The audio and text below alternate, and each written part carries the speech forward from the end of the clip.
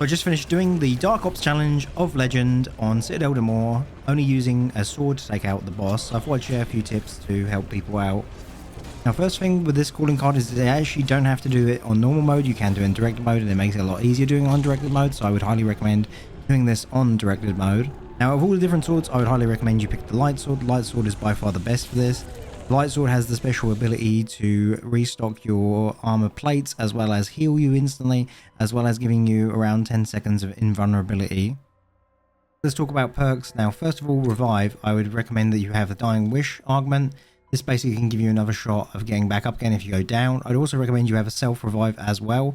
If you're playing this on solo, you automatically get self-revives. But if for whatever reason you don't have a self-revive on solo or normal, I would highly recommend you get another self-revive because it's very handy just in case you go down. So Juggernaut augments, I would highly recommend that you have probiotic, which basically means that your health will go from 250 to 300. That small health boost will make a big difference, as well as I would also recommend getting the augment at the very bottom where your armor plates are stronger. So for melee macchiato, I'd recommend both the top ones. One will allow you to swipe quicker with the sword, and the other one will allow you to backstep with the sword quicker. So the augments for Vulture's Aids. The first one, basically when you take zombies out, a puff of smoke comes out and you can stand in that puff of smoke and it will charge your field upgrade quicker. So if you have Ether Shroud, which I would highly recommend, if you just stand in that, it will charge up. I think I did it probably once during the video. The second one, which is more important, is Picky Eater Augment, which basically means that whatever you've got in your slots, you're more likely to drop. So for example, I use stim shots, which I would highly recommend. Now the stim shots will give you full health if your health is really low, and it also will make you sprint just a little bit quicker for that like split second. In this particular map, because he can stomp on you, you can take nearly most of your health out sometimes, especially if your shield's running low. So I'd recommend you have 5 when going into the game, and when you take out zombies, you should be able to get 2 or 3 over the course of the boss fight. Now with Speed Coater, the only augment you really need is the one which charges your field upgrade quicker, so obviously you want to have that so you can get Ether Shroud quicker. So like I said before, use stim packs. I recommend you buy 5 just before doing the boss fight. With Vulture's Aid, Picky Augment, you should be able to pick up a few of these stim packs over the course of doing the boss fight. If you get yourself in a really bad situation where you look very low on health, just pop one of these stim packs and they'll get you to full health. So just before you start the boss fight, I'd recommend first of all you make sure you got a full charge on your Ether Shroud, 5 stim packs, buy all the perks as well, have 3 shields, and have these 3 gobble gums. One is powder keg, so once your Ether Shroud runs out, you can just pop that and get another one. Also, I'd recommend idle eyes, so if the zombies become a bit too much and you become overwhelmed, you can pop that and then just work on the boss. And also, I would recommend that you have raindrops so you can get another powder keg. Now for strategy, what I would recommend is trying to get a few hits off on the boss as much as you can without activating your Ether Shroud if possible. Now I tried this, but it didn't really work out very well, so I just activated the Ether Shroud. Now sometimes you can, in one Ether Shroud, take out one entire level if you are lucky, but sadly in this case I wasn't that lucky. I managed to take out probably about, I don't know, like 80% I think of the health of the boss in the first round. Now because I was unsuccessful doing it in one single wave, I decided not to use any more Ether Shrouds or anything like that because the health wasn't particularly that much. This was my second time of actually trying to do this boss, so I was just trying to learn really the best way to attack the boss. There wasn't much health left of the boss, so what I decided to do is not use my gobble gums or anything like that. I thought to myself, well, I could probably take him on a 1v1. Just get a few hits off, block, a few hits off, block, and repeat.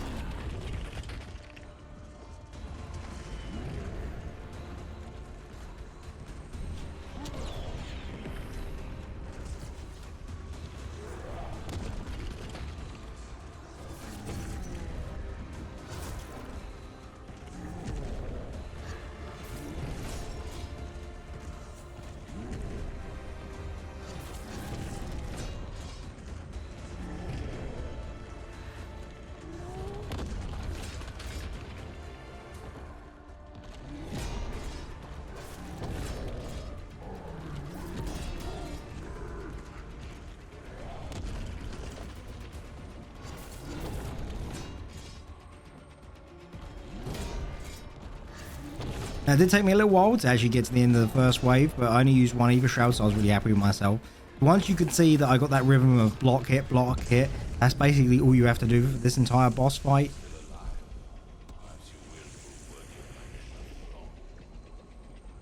Now the question you must answer is as simple as it is profound.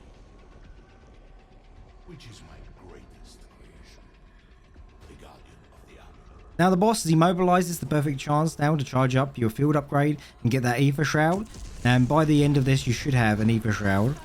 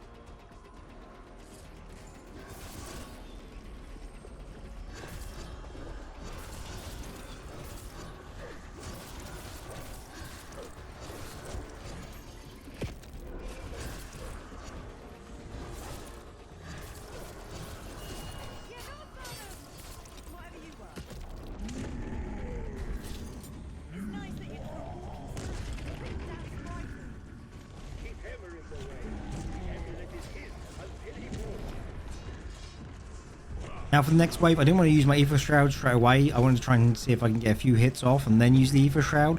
Or when I'm in somewhat danger, I will activate my Ether Shroud.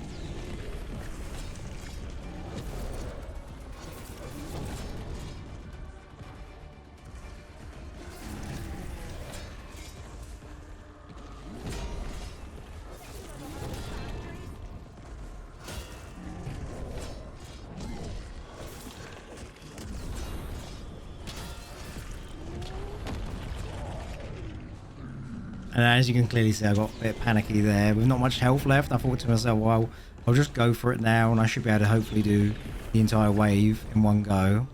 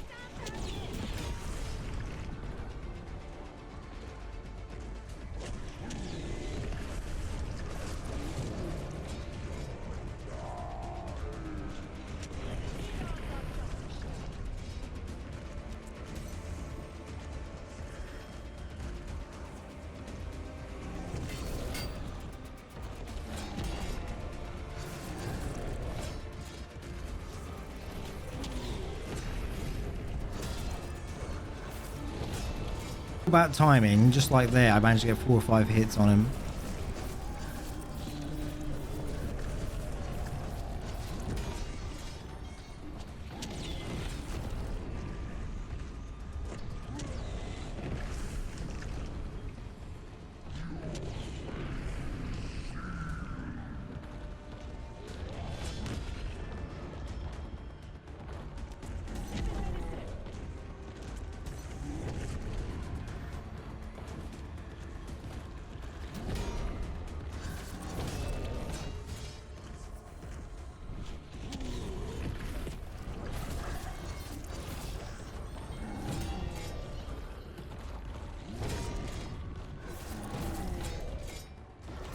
Like now, it's just all about getting the rhythm, the side steps. Once you can master that, you can easily do this.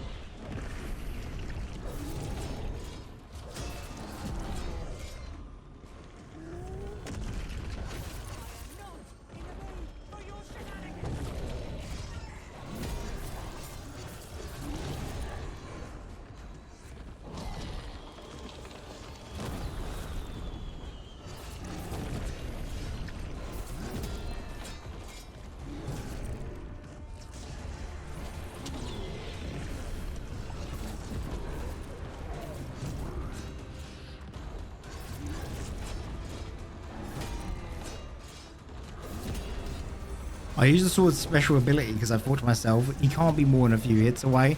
I thought to myself, if I just power myself up, I can get a couple hits off and it'll be over.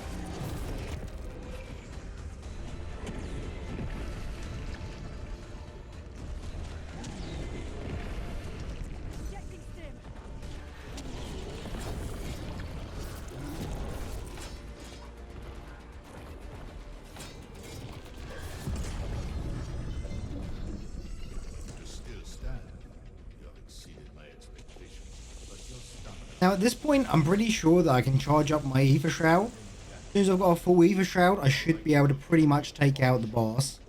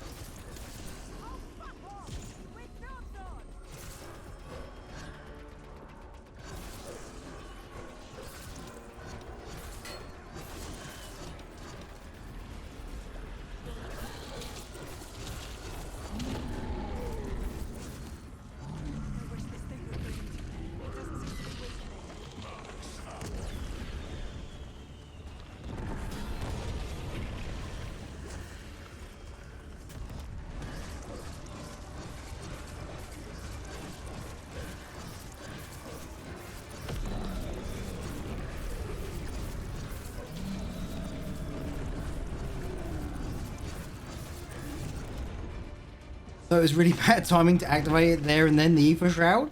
But I didn't do a very good job, as you can see. Had I timed that just a little bit better, the outcome would have been a lot better. I know for a fact that I've still got the Gobble Gums, so I can easily still beat this because there's hardly any health left.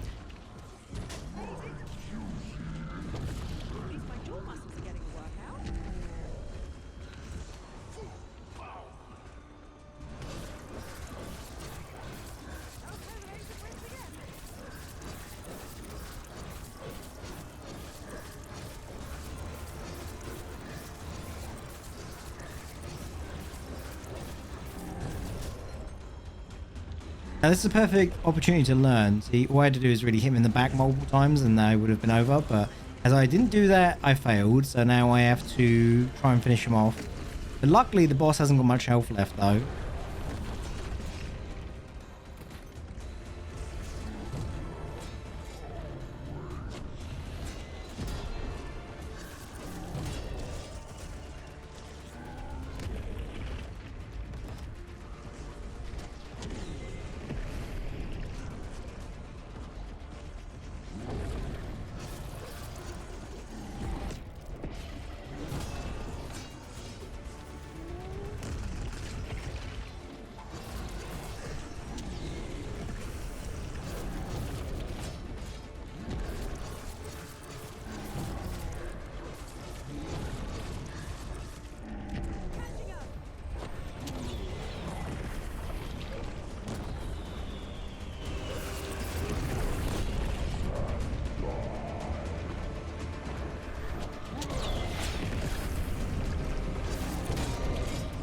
A little bit of health left, just keep block, hit, block, hit, block, hit, block, hit. There you go, it's done. Now overall, I don't think this boss is actually that hard. This took me 2 attempts, but I just had to sort of learn the stepping because I normally use guns, so I'm not really used to using swords as much. But had I not made a few minor mistakes there, this would have been easier. So if you learn from my mistakes from this video, you should be able to pretty much cheese this whole game. They are breaking down my cell door. Hurry!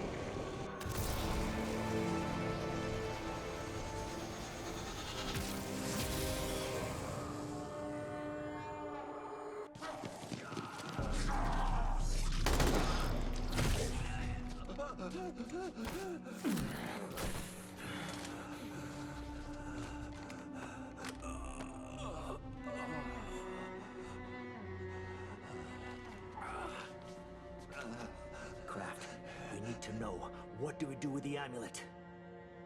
Take it to the excavation site. But beware the Sentinel artifact. It could consume you. And Richtofen, where is he? We know he contacted you. Please.